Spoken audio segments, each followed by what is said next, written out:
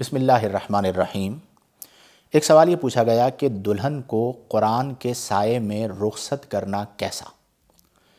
دیکھیں، قرآن کریم فرقان حمید کے سائے میں جو ہمارے یہاں مروج ہے کہ جب رخصتی کا وقت آتا ہے تو ایک شخص قرآن کریم فرقان حمید لے کر دلہن کے سر پر رکھتے ہیں اور اس سائے کے اندر اسے گاڑی میں بٹھایا جاتا ہے۔ اگر فی ذاتی ہی دیکھا جائے کہ اس سے برکت لینا مقصود ہے کہ قرآن اللہ کا کلام ہے، اس کی برکات نصیب ہوں، تو یہ یوں ہی درست ہے جس طرح فقہائے کرام نے بیان فرمایا کہ گھر میں اگر قرآن موجود ہے تو صرف قرآن کا گھر میں ہونا بھی باعث برکت ہے کہ وہ اللہ کا کلام ہے۔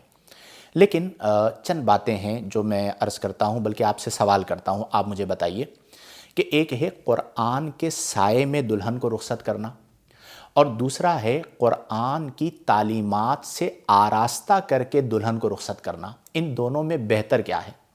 اگر قرآن کی تعلیمات سے آراستہ کر کے دلہن کو رخصت کیا جاتا تو وہ پوری نسل کی تربیت کرتی اور قرآن و سنت کی تعلیمات کے مطابق اپنی نئی زندگی کو، نسل نو کو چلاتی۔ ہمارا المیہ یہ ہے کہ ہم نے قرآن کے سائے میں تو رخصت کرنا ہے، لیکن قرآن کی تعلیمات سے آراستہ نہیں کرنا، پہلی بات۔ دوسری بات، آپ مجھے بتائیے کہ ایک طرف آپ قرآن کے سائے میں رخصت کر رہے ہیں، اب جس شخص نے قرآن اٹھایا ہے، کیا اس بات کا اہتمام کیا جاتا ہے کہ وہ باوضو ہے یا نہیں؟ کئی بار ایسا ہوتا ہے، بلکہ اکثر اوقات ایسا ہوتا ہے کہ اس بات کا اہتمام نہیں کیا جاتا، اور قرآن کو بے وضو چھونا ہمارے نزدیک ناجائز ہے۔ لا یمسہ الا طاہر، کہ نہیں چھوا جائے گا قرآن کو، یا وہ قرآن کو نہ چھوئے مگر کون چھوئے گا؟ طاہر، جو کہ طہارت والا ہو۔ اور ہمارے نزدیک یہاں پر مراد ہے باوضو ہونا۔ بعض لوگ اس سے دوسرا معنی بھی مراد لیتے ہیں، باغسل ہونا، کہ وہ اگر حالت جنابت میں نہیں ہے تو قرآن کو چھوا جا سکتا ہے، لیکن ہمارے نزدیک فقہ حنفی میں بے وضو بھی قرآن کو نہیں اٹھا سکتا۔ تو جس نے اس موقع پر قرآن کو اٹھایا، کیا وہ باوضو تھا؟ نمبر 1۔ نمبر 2، قرآن اللہ کا کلام ہے، اس موقع پر قرآن کی حرمت کا خیال رکھا گیا؟ بعض اوقات ایسا ہوتا ہے کہ اتنی افراتفری، اتنی رش ہوتی ہے کہ قرآن کی بے حرمتی ہو رہی ہوتی ہے، اور بعض اوقات قرآن کو بلندی کی جگہ پر رکھنے کے بجائے نیچے ٹیبل پر رکھ دیا جاتا ہے، لوگ اس کے پاس سے گزر رہے ہوتے ہیں۔ یہ دوسری خرابی موجود ہے جو کہ نظر آتی ہے۔ پھر تیسری چیز یہ کہ اگر آپ کو قرآن کے سائے میں دلہن کو، اپنی بہن کو، بیٹی کو رخصت کرنا ہے تو پھر آپ قرآن کے احترام میں وہ ساری چیزیں اس محفل سے ختم کریں جس کی مذمت کو قرآن نے بیان فرمایا ہے۔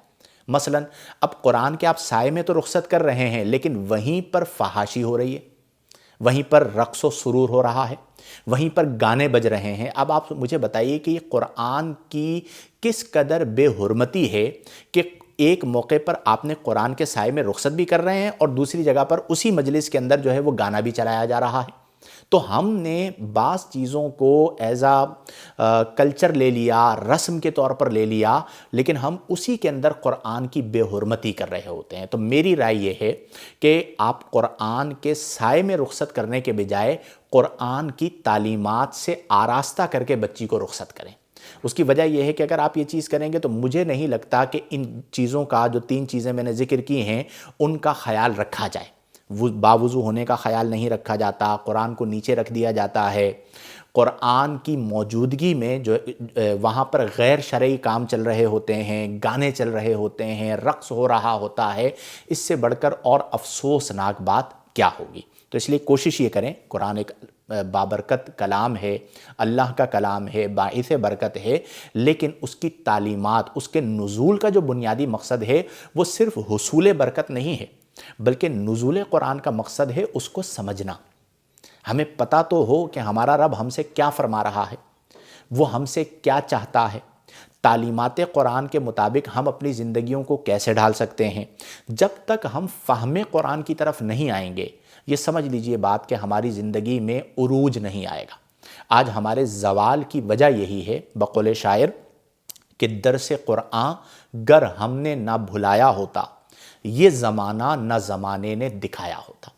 تو قرآن میں وہ آیات جن میں نکاح کے احکام کو بیان کیا گیا، جن میں طلاق کے احکام کو بیان کیا گیا وہ بچی کو پڑھا کے روانہ کیا جائے، شوہر کے حقوق کو بیان کیا جائے، شوہر کو پڑھایا جائے کہ زوجہ کے کیا حقوق ہیں، کہ تم باندی نہیں لا رہے بیوی لا رہے ہو، شوہر کو یہ بتایا جائے کہ تمہارے گھر کا جو حکمران ہے وہ تمہارا شوہر ہے، اس کی جائز بات ماننا تم پر واجب ہے۔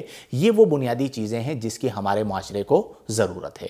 تو بہرحال اللہ تبارک و تعالی ہم سب کو توفیق عمل عطا فرمائے۔ اگرچہ میں اسے ناجائز نہیں کہہ رہا، میں یہ عرض کر رہا ہوں کہ بہتر ہے تعلیمات قرآن سے آراستہ کرنا، اور اگر آپ نے برکت اس طور پر حاصل بھی کرنی ہے تو پھر اس کی جو تمام ضروریات ہیں، اس کے جو تمام آداب ہیں، اس کا جو احترام ہے، اسے ملحوظ نگاہ رکھنا لازم ہوگا، واجب ہوگا۔ اللہ تبارک و تعالی ہم تمام کو احکام شرع کے مطابق زندگیاں گزارنے کی توفیق عطا فرمائے۔